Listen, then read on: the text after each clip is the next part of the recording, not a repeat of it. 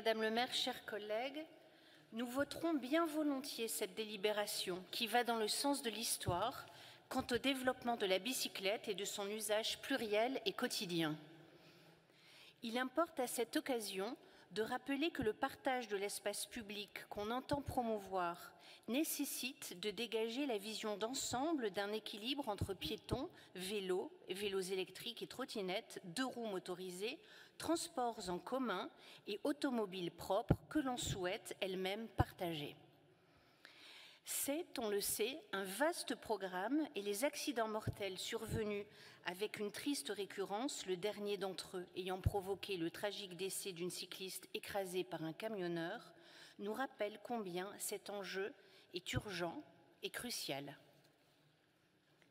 À cet égard, l'effort éducatif doit être de chaque instant au bénéfice du public fragile sous toutes ses formes et toutes les initiatives publiques ou associatives doivent être soutenues, à l'image du livret éducatif mis en place par la MEL à l'attention des auto-écoles.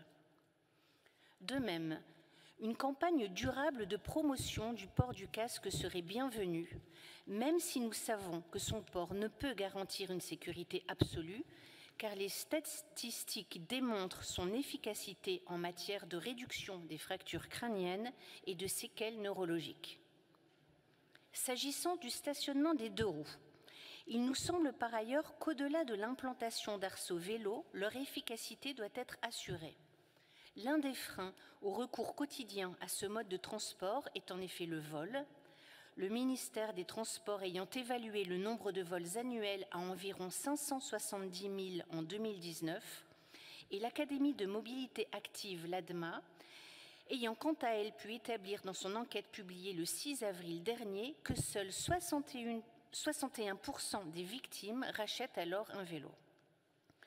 Un grand quotidien du soir rappelait en outre dans son édition du même jour que l'augmentation de la pratique était internationalement très corrélée à la hausse des prédations. Le lent cheminement de votre majorité vers le déploiement de la vidéoprotection pourrait trouver là une heureuse illustration, car si l'on peut défendre l'idée que surveiller une rue porte atteinte à l'intimité, il en va autrement de la protection d'arceaux que l'on choisit librement d'utiliser ou pas. Rappelons à ce propos que la SNCF elle-même se voit déjà imposer par l'article 1 du décret 2021 du 8 juin 2021 une obligation de sécurisation des stationnements pour les vélos dans les gares dont elle est gestionnaire, en ce compris par une présence physique ou une vidéosurveillance.